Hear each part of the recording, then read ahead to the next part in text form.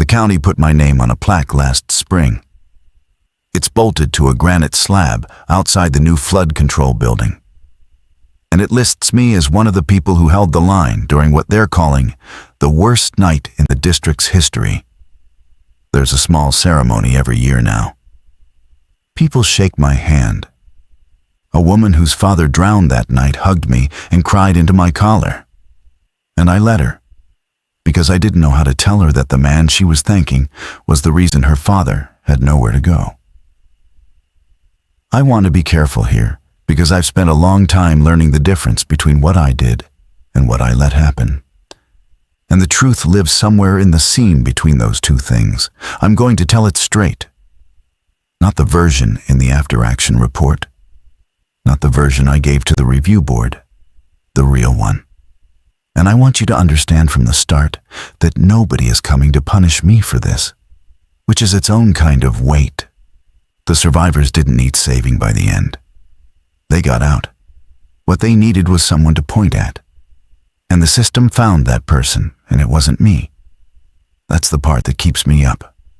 They found a man named Dale Furrow, and they buried him under it. And I watched them do it, and I kept my mouth shut. And I'm still keeping it shut everywhere, except here. So, let me tell you how a man ends up grateful that another man took the fall for something they both did. I worked for the Regional Water Management Authority for 11 years. My title was Control Room Operator, Grade 2, which is a fancy way of saying I sat in a room with screens and watched water move through a system that most people never think about. We managed the runoff and flood control for a long, low valley that sits below a chain of reservoirs and detention basins. When it rains hard up in the hills, all that water has to go somewhere. And where it goes is decided in a building called the District Operations Center. And on the overnight shifts, the man deciding was usually me. I should be honest about why I took that job and why I stayed. I'm not a passionate man about water. I don't dream about hydraulics. I took it because it was steady. And because after my marriage came apart, I needed steady more than I needed anything else. My ex-wife, Carla, kept the house and most of our friends, which is the way those things go when you're the one who checked out a little at a time over 4 years until there was nothing left to check out of. My daughter, Erin, was 9 when we split. The custody arrangement gave me every other weekend and Wednesday nights, and the overnight shifts at the center meant I was home and awake during the days she might want me, sleeping while she was at school, and at work while she slept. It fits around the broken shape of my life. That was the appeal. A job that fit around damage. The center itself was nothing dramatic. A long room on the second floor of a concrete building out past the industrial edge of town, where the streetlights give up and the land flattens toward the basins. We had a wall of monitors showing gauge readings from sensors planted all over the watershed. Reservoir levels, channel flow rates, gate positions, rainfall totals coming in from the automated stations up in the hills. Most of it ran itself. The whole system was designed so that a single tired man could sit there at 3 in the morning and manage millions of gallons by watching numbers, and when the numbers crossed certain thresholds, by opening and closing gates that let water out of one place and into another. The gates were the heart of it. We had a sequence of detention basins, big earthen bowls dug into the low ground. And the idea was simple, even if the math behind it wasn't. When the reservoirs upstream filled past safe levels, you released water in a controlled way into the basins, and the basins held it. And then over the following days, you let it drain out slowly into the river channel so it didn't all hit the lower neighborhoods at once. It was a buffering system. Everything depended on timing and on the gates doing what the screens said they were doing. If you released too much too fast, you flooded downstream. If you held too long, the reservoirs overtopped and you got something worse. The whole job was patience and trust in instruments. There's a phrase we used, a thing the older operators said when they trained the new ones. They'd say, the numbers are the territory, meaning you'll never see the water yourself. You're not standing out there in the dark with a flashlight watching the channel rise. You're watching a number that represents the channel. And you have to treat that number as if it were the water itself, because reacting to anything else, to a feeling, to a sound, to a phone call from somebody who's scared, that's how operators make the wrong call. The discipline of the job was learning to trust the screen over your own gut. They drilled that into us. Trust the readings. The readings are the territory. I want you to hold on to that, because it's the rotten beam the whole house was built on. The man who trained me was Dale Furrow. He'd been an operator for almost 30 years by the time I came on. And he was the kind of employee an organization both depends on and quietly resents.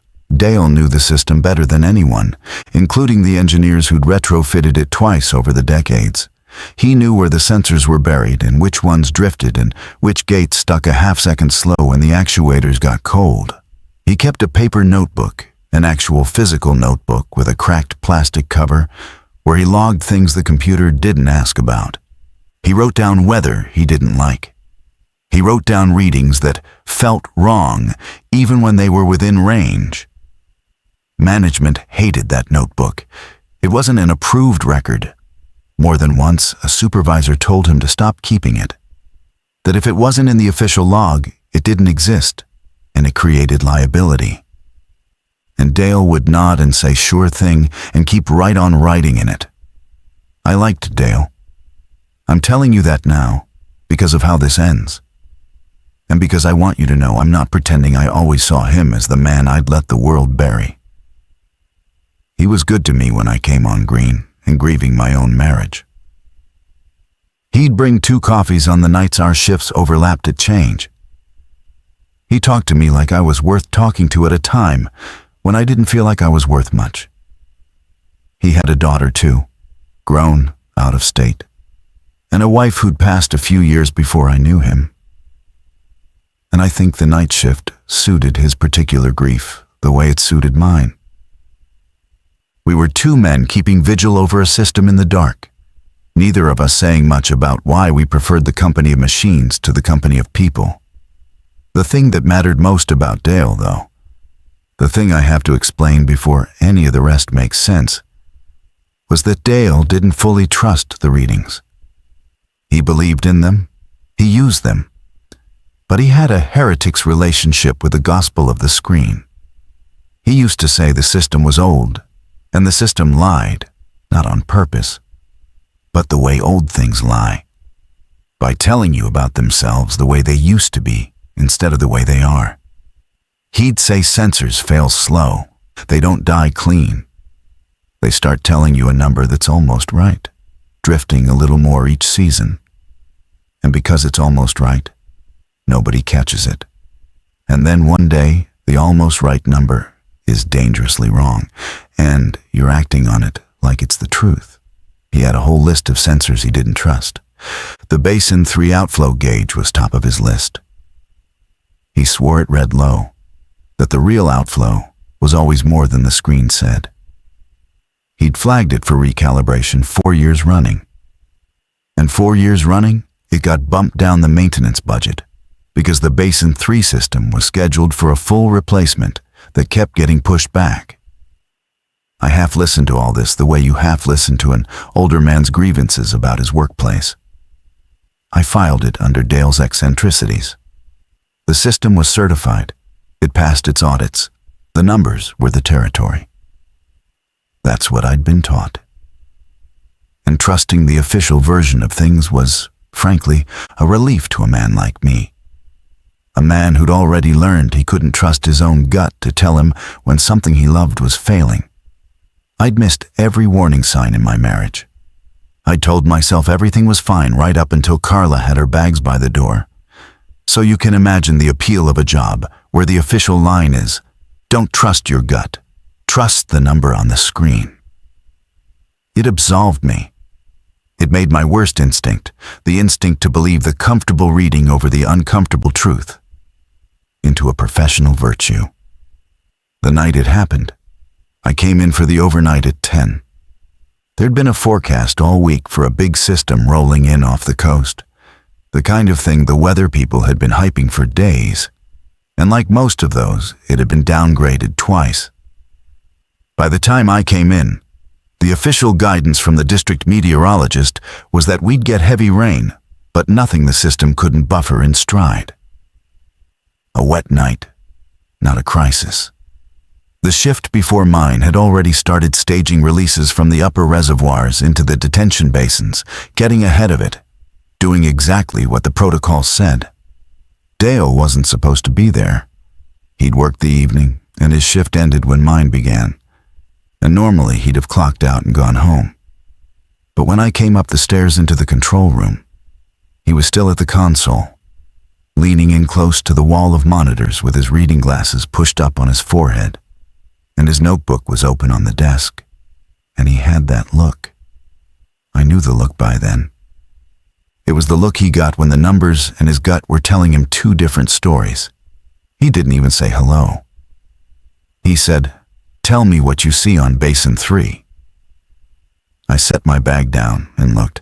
Basin 3 was one of the big lower detention basins, the last buffer before the water went into the channel that ran past the south neighborhoods.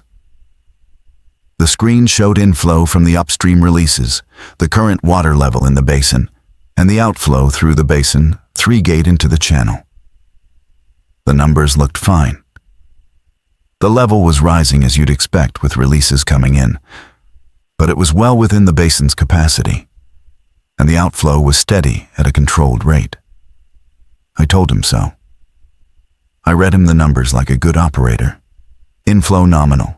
Level at 40% of capacity and climbing slow, outflow steady.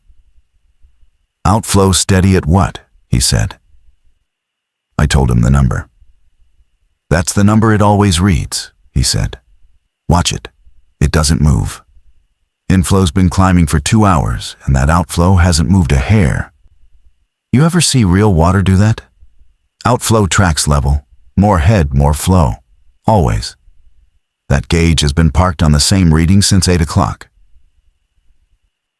I looked again, and he was right that the number was flat. But I want to be honest about what I thought in that moment, because it's the first place I could have turned and didn't.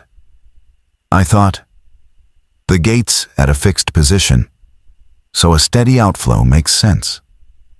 I had an explanation ready. That's the thing about the comfortable reading. It always comes with an explanation already attached, gift-wrapped, so you don't have to do the harder work of doubting it. I said something like, the gate's set, so the flow's set, that tracks.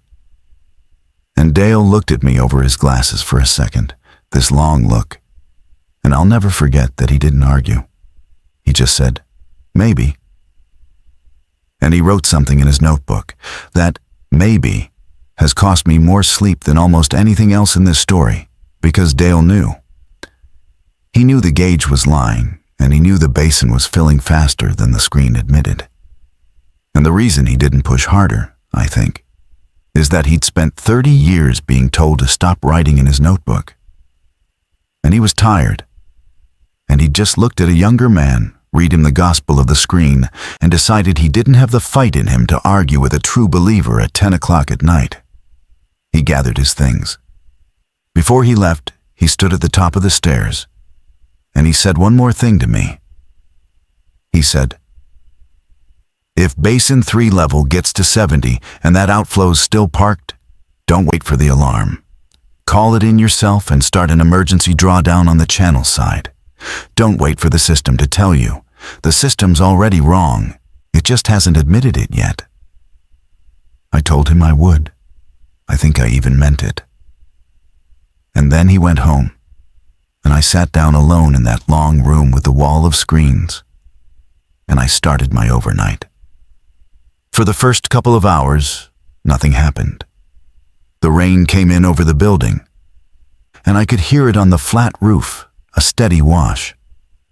The numbers did what numbers do. Reservoir levels climbed, and I staged releases per protocol. moving water down the chain into the basins, watching the whole choreography play out across the monitors. Basin 1, Basin 2, holding fine. Basin 3 filling. The outflow gauge sitting exactly where Dale said it would sit, parked on its comfortable number. And every time I looked at that flat outflow reading, I had the same little argument with myself. And every time the comfortable side won. The gate's set, so the flow's set. The system's certified. If something were really wrong, an alarm would tell me. The numbers are the territory. Around 1 in the morning, I got a phone call on the center's landline. We had a public-facing line that mostly never rang. An automated message handled the after-hours public. But the direct line could ring through to the operator in certain conditions. It was a woman. She said she lived on Tarn Street, down in the south neighborhoods, the low ground past Basin 3's channel. And she said the storm drain in front of her house was making a noise she'd never heard, a kind of deep gulping. And water was coming up out of it instead of going down, just a little, pooling in the gutter. And she'd lived there 20 years and never seen that. And was everything okay with the system? She wasn't panicked. She was just a careful person noticing a careful thing. I want to tell you, I took her seriously. Here's what I actually did. I pulled up Basin 3 and the channel sensors, and the channel level was reading normal, well below any flood stage. And I told her the system was operating within normal parameters, that some backflow in the storm drains was expected during heavy rain, that there was nothing to worry about, and that if conditions changed, the emergency notification system would alert her neighborhood. Everything I said was true according to the screen. Every word. And every word was a lie, according to the water that was actually moving under that woman's street. Because the channel gauge, like the Basin 3 outflow gauge, was part of the same aging string of sensors Dale had been begging them to replace. And it was telling me the channel was low because it was telling me about the channel the way it used to be. She thanked me. She actually thanked me. She said it made her feel better to hear it was normal, and she hung up. And I went back to watching my screens, and I logged the call in the official system as a public inquiry. Weather-related, no action required. I can see the entry in my memory. No action required. I typed those words. I didn't write down her name. I want you to understand that I have spent years trying to remember the name on Tarn Street, and I cannot. And that not remembering is its own punishment. Because I treated her like a data point. A public inquiry. No action required. The numbers were the territory, and the territory said she was fine. And I believe the territory over a 20-year resident standing on her own porch, listening to her own street drink wrong. It was a little after 2 when the first thing happened that I couldn't explain away. The Basin 3 level reading crossed into the 50s, faster than the inflow numbers said it should have been climbing.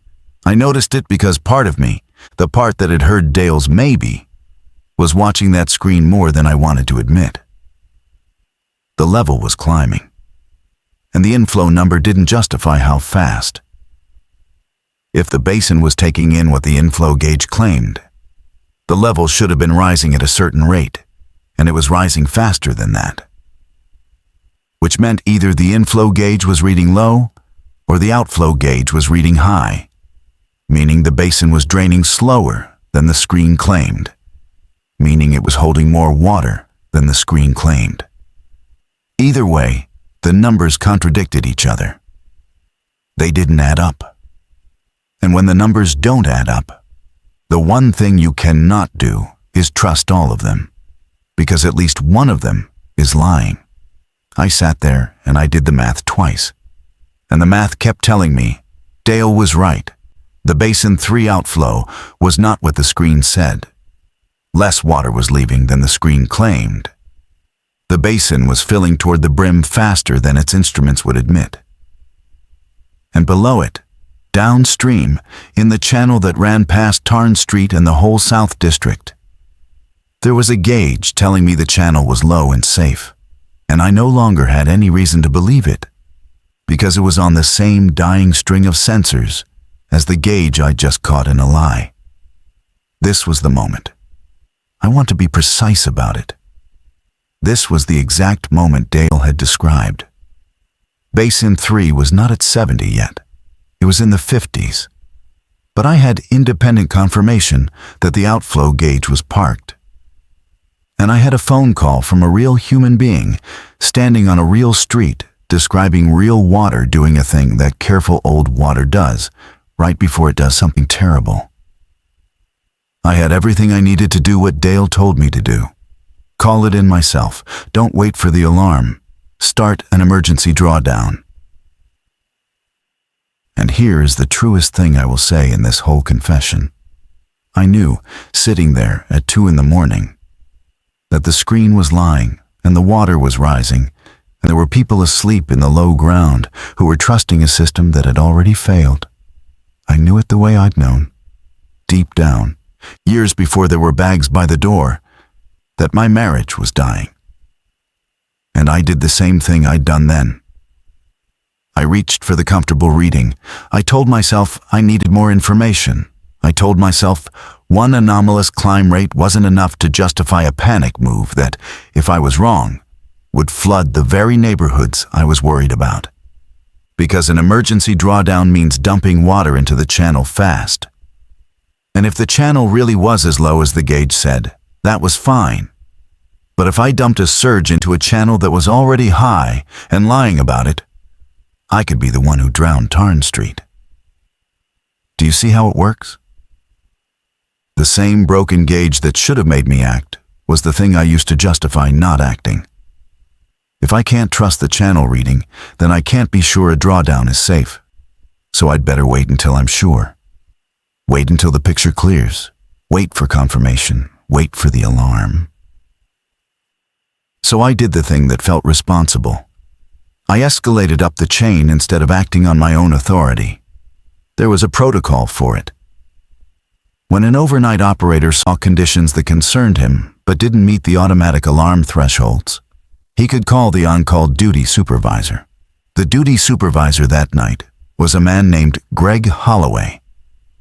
And I want to be fair to Greg because he became, later, one of the people who needed Dale to be guilty. But in that moment, he was just a tired manager, getting a call at 2 a.m. I told him what I saw. The contradictory numbers, the climb rate, Dale's concern about the Basin 3 outflow gauge, the phone call from Tarn Street, and Greg, to his credit, didn't dismiss me outright. He pulled up the same screens from home, and then he said the thing that I have come to understand is the real monster in this story, the thing with more victims than any storm. He said, "What's the Basin 3 level reading right now?" I told him, mid-50s.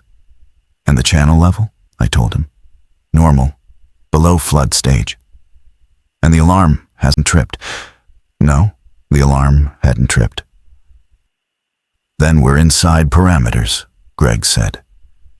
Look, I hear you on the gauge thing. Dale's been on about that Basin 3 sensor for years. And you know what? He's probably right that it needs recalibration. And we'll put it in the report. But you can't run an emergency drawdown off a hunch and a phone call. When every level reading in the system is green and the alarm threshold hasn't tripped, you do that, and you dump a surge downstream, and we flood the South District off an operator's gut feeling. And then it's both our jobs and it's people's houses.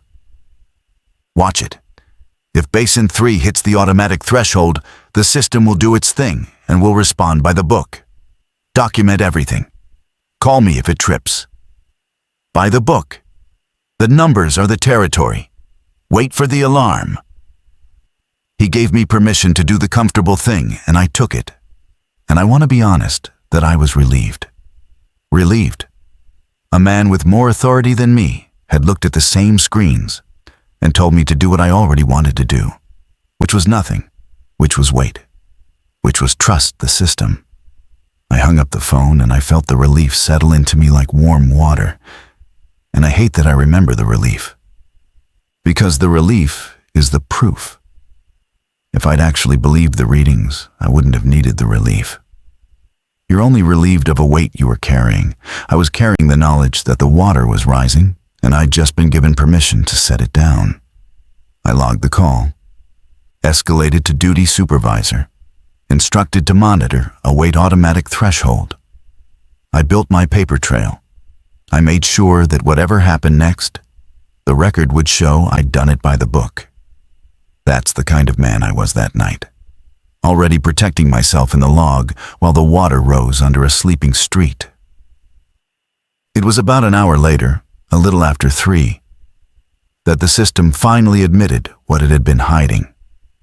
It didn't come as an alarm. That's the thing nobody understands about how these failures actually happen. It wasn't a klaxon and red lights. It was a sensor going dark. The basin 3-level reading, which had been climbing steadily into the 60s, suddenly stopped updating. The number on the screen just froze, and then a small yellow flag appeared next to it. A data quality flag, the kind that meant the sensor had stopped reporting. Not an alarm, a footnote.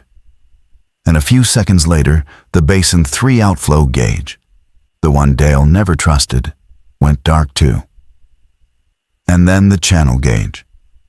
One after another, down the line, the sensors in the South District string stopped reporting, replaced by frozen numbers and little yellow flags. And the reason they were going dark, I understood with a cold that started in my stomach and spread out to my hands, was that they were underwater. The water had risen past the level the equipment was rated for. The basin hadn't approached its threshold and tripped a clean alarm. The basin had filled past the brim while its lying instruments said it was at 60%. And it had overtopped. And the flood of water going over the embankment had drowned the very sensors that were supposed to warn me, so that the system's last act before failing completely was to go quiet, to stop telling me anything at all. I sat there and watched a wall of frozen numbers with yellow flags. And I understood that I was now blind to the exact part of the system where, an hour ago, I'd been told there was nothing to worry about. The screen wasn't lying anymore. The screen had stopped speaking. And the silence was so much worse than the lie, because at least the lie had been a number I could argue with. The silence was just the water, somewhere out there in the dark past the streetlights, doing whatever it wanted to do to whoever was in its way. And me with no readings at all. And a duty supervisor at home who'd told me to wait for an alarm from sensors that were now under 6 feet of floodwater and would never alarm again. I picked up the phone to call Greg back, and that's when I noticed the second thing. The thing that turned a bad night into the night I've never escaped.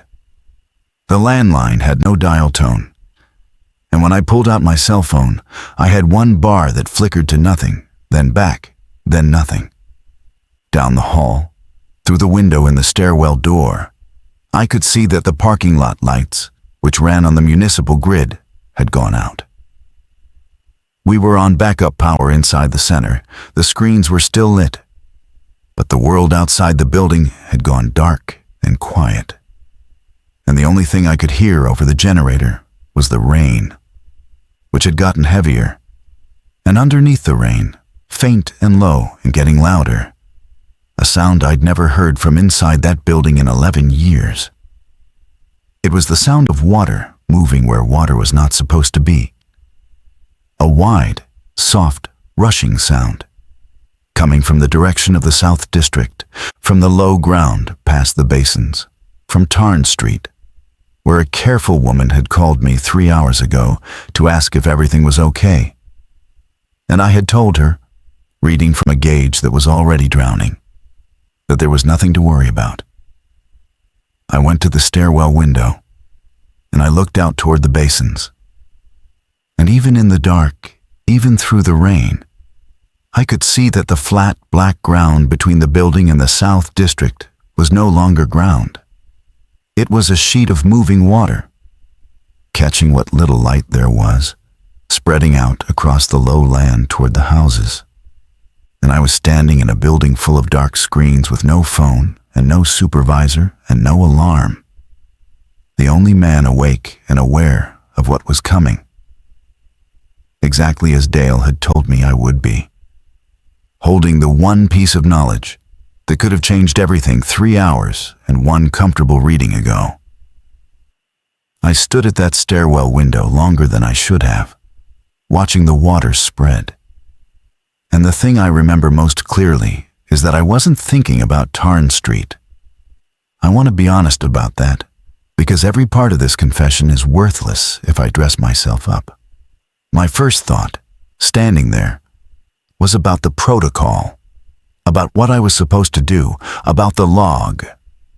There's a manual emergency notification procedure for exactly this scenario. A way for the operator to push an alert to the public warning system that runs on its own dedicated line, separate from the cell network, separate from the landline. And my first coherent thought was that I needed to get to that terminal and trigger it. Not because of the people, but because triggering it was the correct action. And correct actions were what I had instead of courage. The emergency notification terminal was a separate machine at the far end of the control room. A squat gray box with its own keyboard and a hardened connection meant to survive exactly the kind of night I was having. I'd been trained on it. Every operator was. We did a drill on it twice a year, a tabletop exercise where you walked through the steps without actually pushing the live alert, because pushing the live alert woke up sirens and sent automated calls to thousands of phones, and you didn't do that for practice. I knew the steps. Log in with the emergency credentials, which were different from your normal credentials. Select the affected zones from a map, select the alert type, type a confirmation phrase, and authorize. I sat down at that terminal and I logged in, and the map came up. And the South District zones were right there. The low ground past Basin 3. Tarn Street zone highlighted because the system already knew. The system's own redundant flood model had finally caught what the drowned sensors couldn't tell it. And there was a recommended alert already staged: evacuate, immediate, life threat. All I had to do was select the zones and type the phrase and authorize. The whole thing would have taken 90 seconds. And the terminal asked me for supervisor authorization. I need to explain this clearly because it's the hinge the entire night turned on. After an incident a few years back, where an operator in another district pushed a false evacuation alert that caused a panic and a car accident, our authority had added a second authorization requirement to live public alerts. An operator could stage the alert, but to send it live to the public, you needed a duty supervisor to enter their own credentials, either in person or by entering a code they read to you over the phone. It was a safeguard against exactly the kind of mistake I'd nearly made at 2 a.m. A single tired man pushing the panic button on a hunch. It was a good rule. It was a reasonable rule. And on the one night it mattered, it meant that the man who could see the water needed permission from a man who couldn't. And the phone between them was dead. I picked up the landline again. Nothing. I tried my cell, watched the bar appear and vanish, dialed Greg's number anyway, listened to it fail. I tried the other supervisor numbers in the call list taped to the console.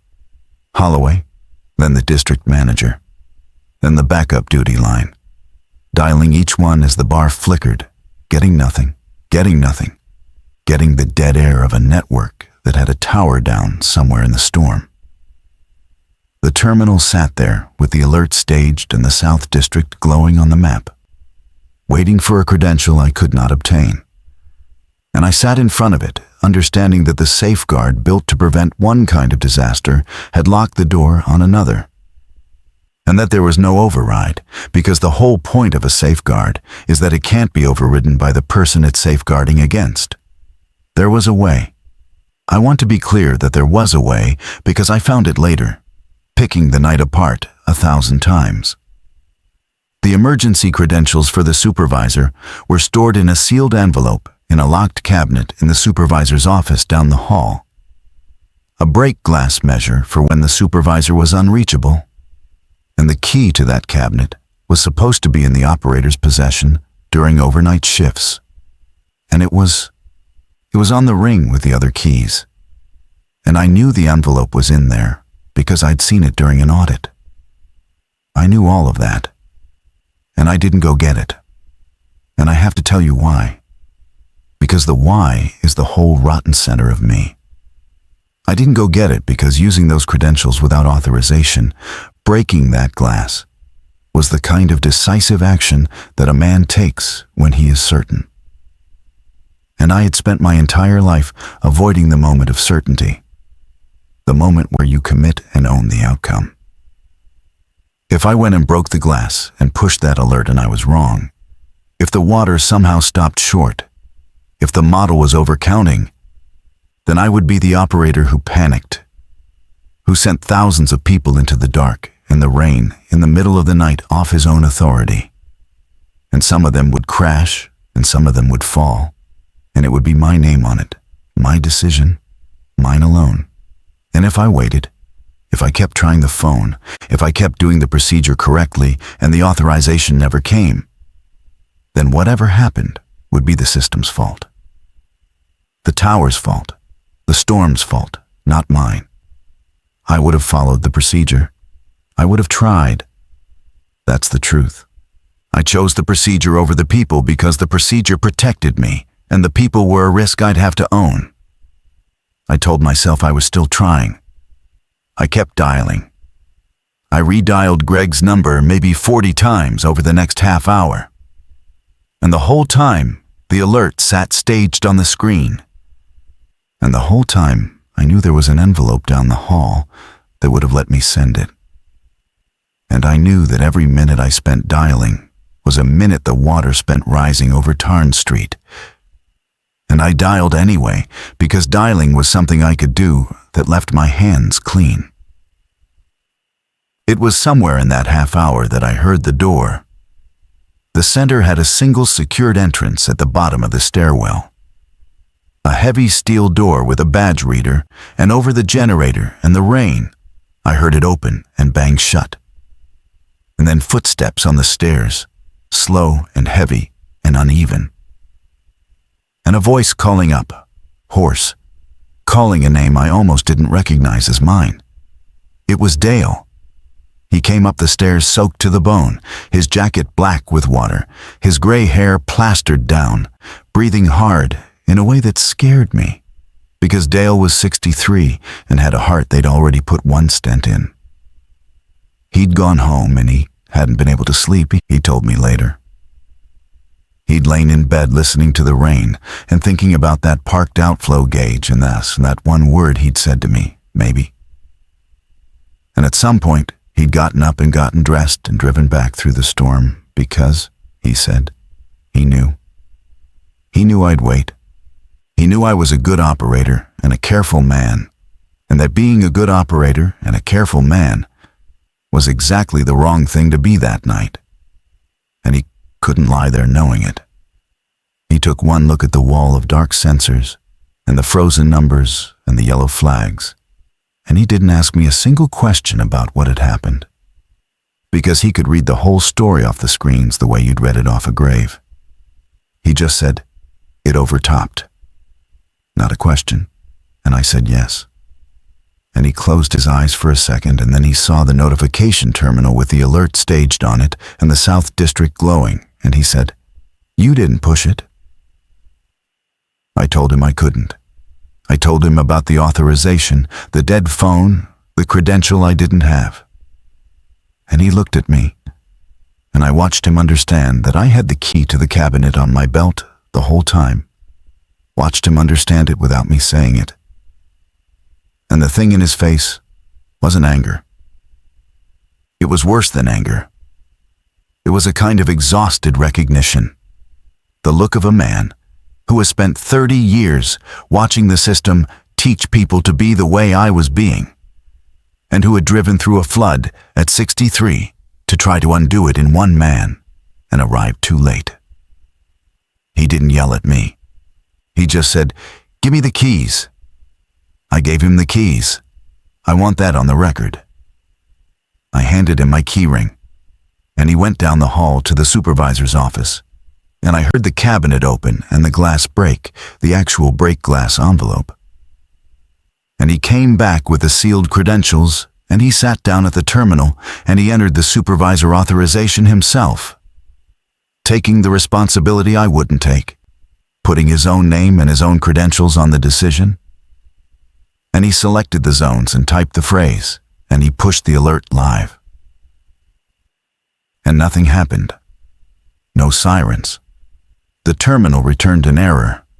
The alert had been sent to the dispatch relay, but the relay couldn't reach the siren network or the automated call system, because those ran out over the same infrastructure that the storm had taken down.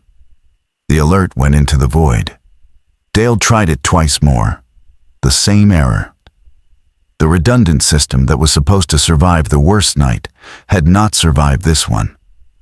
And the two of us sat there, having finally, too late, done the right thing. And the right thing had hit a wall of dead wire and accomplished nothing. That should have been the end of what we could do. And a different kind of man, a man like the one on the plaque, would tell you that this is the part where we sprang into action and drove out into the flood to warn people door to door. We didn't. Dale wanted to. He stood up and said we should take his truck and get down to the South District and start banging on doors, get people to high ground, do with our bodies what the system had failed to do with its wires. And I said no.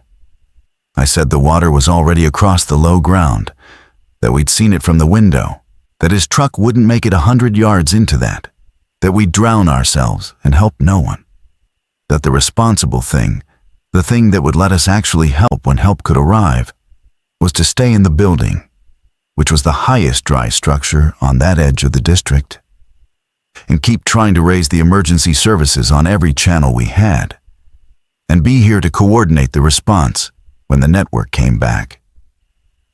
Every word of it was reasonable. Every word of it was the kind of thing you could write in a report. And every word of it was me, one more time, reaching for the version of events that kept me dry and safe and clean, dressing up my fear as judgment, the same way I dressed it up all night, the same way I dressed it up for 4 years of a marriage I watched die rather than fight for. Dale looked at me for a long moment, and then he said, "Suit yourself." And he took his keys, my keys, off the desk, and he went back down the stairs, and he went out into the water alone. I let him go. I stood at the stairwell window, and I watched his truck's headlights swing out of the parking lot and into the dark and the water. Watched them push out across the flooded low ground toward the South District. Watched them get smaller. Watched them tilt at a wrong angle as the truck found a place where the road had become a channel. Watched them stop. And then the lights went out. Not switched off. Out, the way lights go out when water reaches them. And I stood there at the window with the rain on the glass, and I did not go after him, because there was nothing I could do, which was true. And because going after him would have meant going into the water, which was the thing I had organized my entire night and my entire life around avoiding. I want to sit in that for a second, because the people who put my name on the plaque don't know it happened. They don't know that the last decision I made that night was to watch a 63-year-old man drive into a flood to do the job I'd been too careful to do, and to stay behind a window where it was dry. The network came back a little after 5, in pieces, the cell bars steadying enough to hold a call. And the first thing I did was raise emergency dispatch and report the overtop and the flooding in the South District. And by then it didn't matter. By then the calls were already coming in from the South District faster than dispatch could handle them. People on their roofs, people in their attics, people who'd woken to water in their bedrooms with no warning because the warning had died in a dead wire at 4 a.m. I sat in that lit room and I coordinated. I gave dispatch the basin readings, what I had of them, the model projections, the zones. I was, by every measure that gets written down, useful in those hours. I did good work. I helped direct the water rescue teams to the worst zones. The report would later note my coordination as exemplary. And the whole time I worked, I knew that the most important thing I could have done, I'd had the chance to do at 2 a.m. and at 3. And I'd reached for the comfortable reading every single time. And that a man was somewhere out in that water in a truck with the lights out because he was braver than me and arrived too late because of me. They found Dale's truck the next afternoon, a quarter-mile from where his lights had gone out, wedged against a stand of trees that marked where Tarn Street used to begin. They didn't find him in it. They found him 3 days later, downstream. And I won't describe it, both because I owe him better and because I owe you a story you can keep listening to. He'd gotten out of the truck. That's what the investigators concluded from where they found him versus where they found the truck. He'd gotten out and tried to reach the houses on foot. At 63, with a stent in his heart, in a flood, alone. He'd gotten out of the truck and tried to wade to the people I'd told a careful woman not to worry about. The water on Tarn Street that night took 11 people. Dale was the 12th. He didn't have to be on that list. He put himself on it. Now, I have to tell you the part that the plaque is built on. The part that is the actual horror. The part that has nothing to do with water. There was an investigation, of course. A flood that kills 12 people and gets no warning out to the public is not something that passes quietly. There were hearings. There was a review board. There were engineers and lawyers, and a very polished woman from the authorities' communications office who started showing up to manage what she called the narrative. And in the early days of it, when they pulled the logs and the records, the story that the data told was not a story about me. It was a story about a system, an aging string of sensors that should have been replaced years before. A Basin 3 outflow gauge that had been flagged for recalibration 4 years running, and 4 years running, deprioritized in the budget. The data showed an operator, me, who'd noticed the contradiction, who'd escalated to his duty supervisor per protocol, who'd been instructed to wait for the automatic threshold, and who'd then watched the system go dark and tried for hours to send an alert that the storm's infrastructure damage made impossible. By the official log, I'd done everything right. The numbers were the territory, and I'd treated them like the territory, exactly as I was trained. The failure was the systems, and the system, it turned out, could not afford for the failure to be the systems. Because if the failure was the systems, then it was a story about deprioritized maintenance budgets, about a Basin 3 sensor replacement that had been pushed back 4 times, about a duty supervisor who'd told an operator to wait, about a public alert architecture that collapsed on the one night it was needed, about decisions made in daylight by people in offices who would never have to put their names on a plaque or wade into a flood. If the failure was the systems, it climbed. It climbed up through Greg Holloway and past him to the people who set the budgets and the priorities. And those people had a communications office. And the communications office understood something I didn't understand until I watched them do it. They understood that the survivors didn't need saving anymore. The water was gone. The dead were buried. The neighborhoods would be rebuilt with insurance money and federal grants. What the survivors needed, what the whole district needed, what the authority above all needed, was not a rescue. It was a name, a single point of failure they could put a face on, so that the grief and the rage of a town that had lost 12 people in their beds had somewhere to go that wasn't the slow, diffuse, blameless rot of a system everyone had let decay for years. They needed one man who had failed, so that the system could be the thing that worked. And they found Dale. It was so easy for them.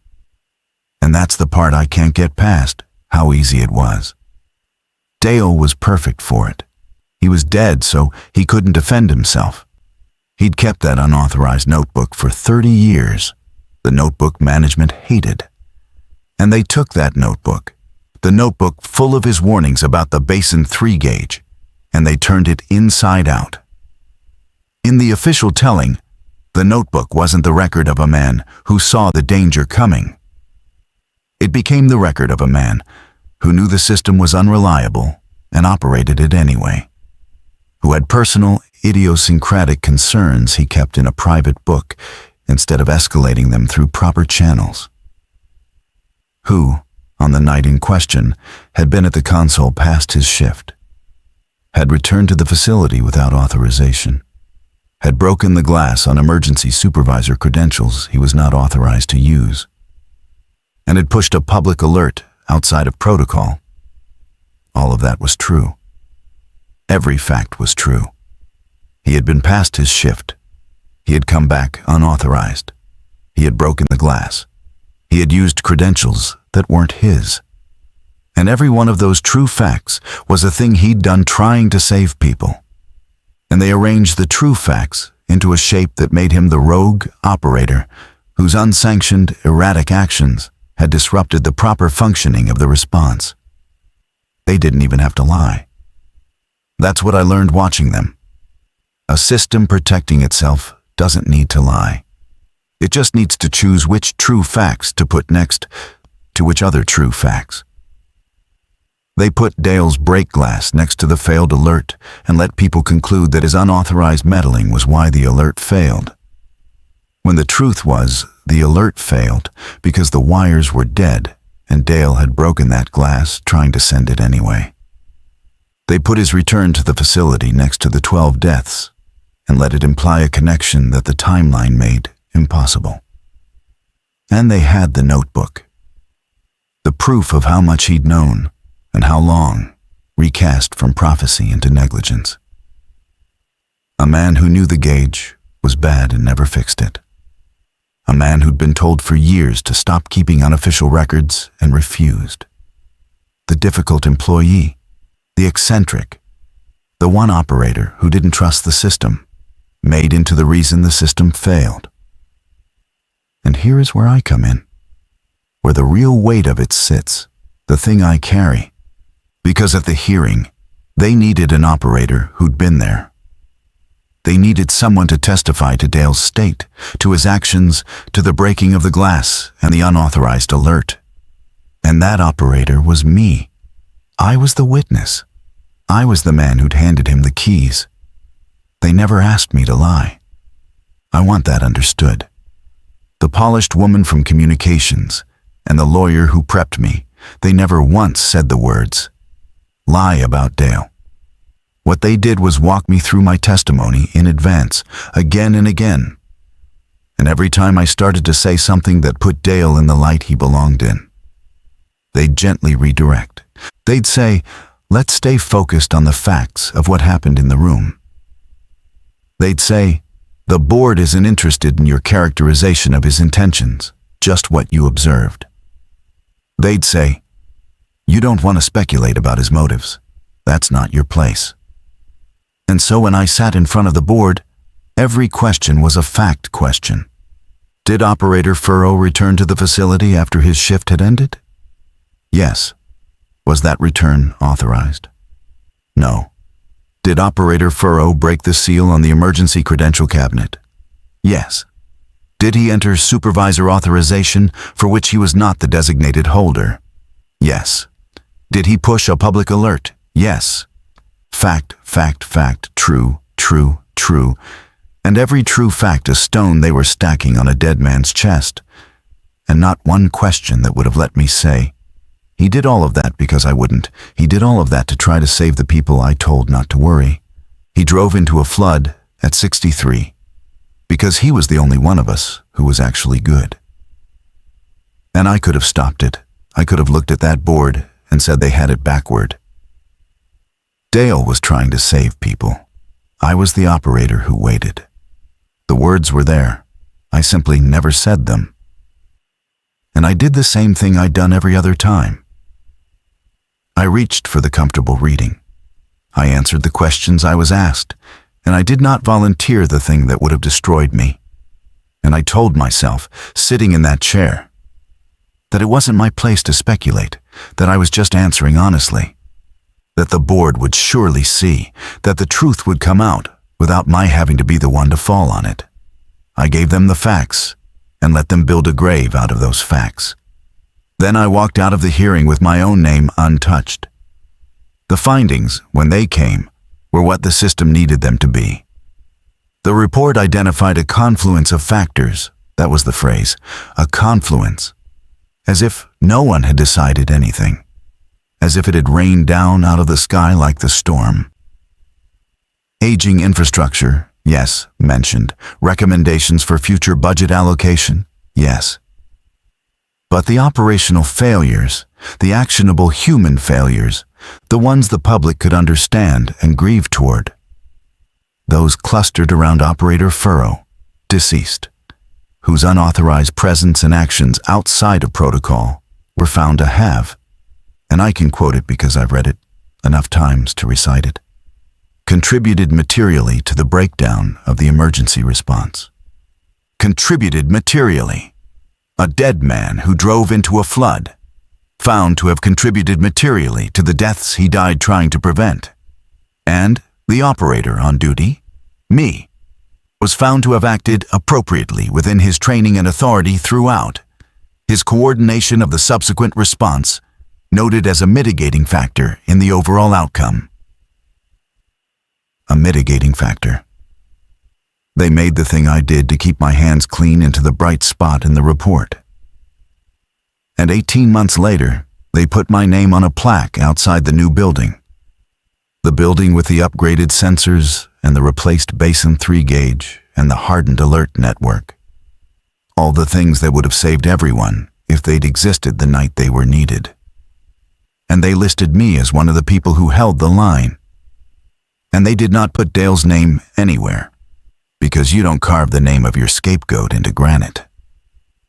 His daughter came to the first ceremony, the one who lived out of state.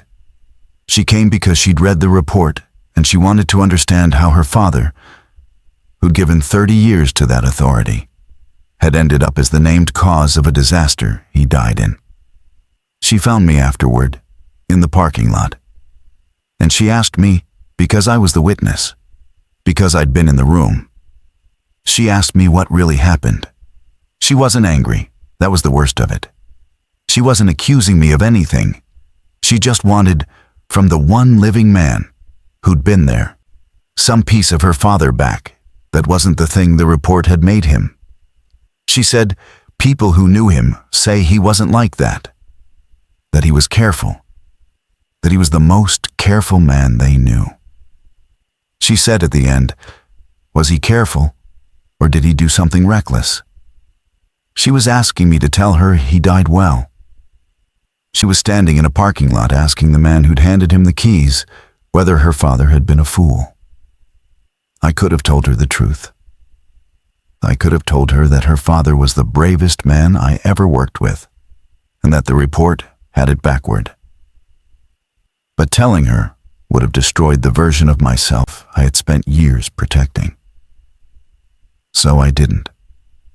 I told her he did everything by the book. I told her the situation was impossible, that the system failed, that no one could have done more than was done, that she should take comfort that her father was a professional to the end. I gave her a comfortable reading. One last time, I reached for the version that kept me dry, and I watched it not even comfort her. Watched her face do something complicated and sad because some part of her knew it wasn't an answer. And then I watched her thank me. The way the woman on Tarn Street had thanked me. The way people thank you when you've successfully told them nothing, while seeming to tell them something. And she got in her car and drove away, and I have never seen her again. That was 4 years ago. I still work for the authority. That's the part people find hardest to believe when I get close to telling them that I didn't quit, that I didn't break down, that I go in and I sit at the new console in the new building with the new sensors that don't lie, and I do my job, and I'm good at it, and they trust me with the overnight because I'm the man who held the line. The new Basin 3 gauge reads true. I check it more than I need to. I check it the way you'd press on a tooth that doesn't hurt anymore, just to confirm the pain is gone, just to feel where it used to be. I thought, for a long time, that the punishment for what I did would be guilt, and that guilt would be loud, and that one day it would get loud enough to make me do something.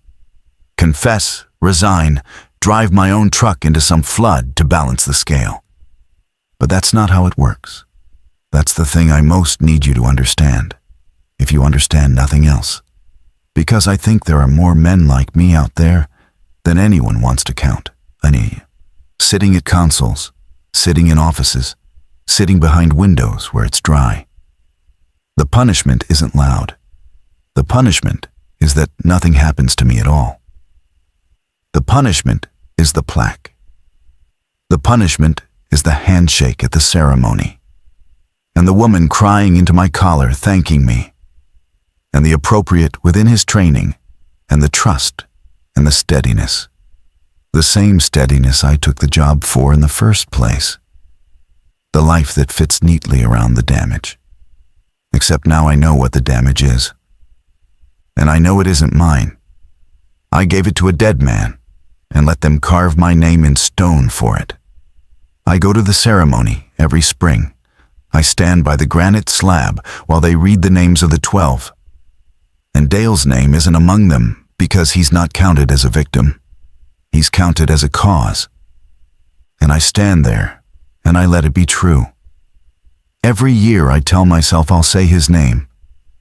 Every year the ceremony ends before I do. The way the alert sat staged and unsent on that terminal at 4 in the morning. Ready, correct, and going nowhere. My daughter Erin is 17 now. She's proud of me. She came to the ceremony 2 years ago, and she stood next to the plaque. And she read my name on it. And she looked at me like I was a man who'd done something that mattered. And I let her look at me that way, because telling her the truth would cost me her face doing that. And I've lost so much already that I couldn't make myself lose the one person who still believes I'm the kind of man who holds lines instead of the kind who watches them break from behind glass. So I let my daughter be proud of me for the worst thing I ever did. That's the shape of it. Every time I chose the version that protected me, someone else paid for it, and the bill never came to me. It never comes to me. I keep waiting for it to come, and it just keeps not coming. And that I have finally understood is the bill. The numbers were the territory. They taught us that, and I believed it.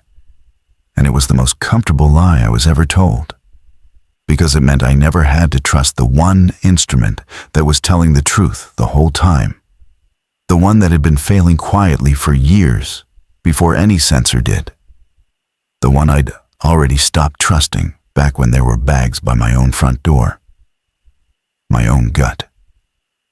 It knew about the marriage, and I called it nothing. It knew about the gauge, and I called it a hunch. It knew about Dale, and I called it not my place. It's still down there, that instrument, still reading true, still telling me what I am every single morning. And I've gotten so good at trusting the screen instead that I can stand by a granite slab with my name on it and not feel a thing until the lights are out and the building's quiet and there's nobody left to perform the clean version 4. That's when I hear it. Not water. I want to tell you I hear water and that it's poetic, but I don't. What I hear on the overnight shift, alone in the new building with the sensors that don't lie, is the phone. The dead landline from that night, the dial tone that wasn't there. I sit at the console and the new phone works perfectly and it never rings. And I keep checking it anyway, lifting the receiver to confirm the tone is there, setting it back down, the way Dale used to check the gauges he didn't trust. And I understand now what I'm doing. Why I keep lifting a working receiver to listen for a tone I know is there. I'm waiting for it to be dead again. I'm waiting for the night the water comes back and the lines go down, and I'm the only one awake who can see it. So that this time, finally, I can do the thing I should have done. Break the glass, push the alert, drive into the flood, pay the bill myself. But the lines never go dead anymore. They fixed the lines. They fixed everything after, with the money the 12 dead bought them. The system works now. It works perfectly. And a working system has no use for a man who's finally ready to be brave. It just keeps the lights on, and keeps the gauge reading true, and keeps my name on the granite, and lets me sit there every overnight, dry and safe and trusted, listening to a dial tone that will never cut out, holding a confession that will never have anywhere to go, waiting for a flood that isn't coming to give me back the choice I already made.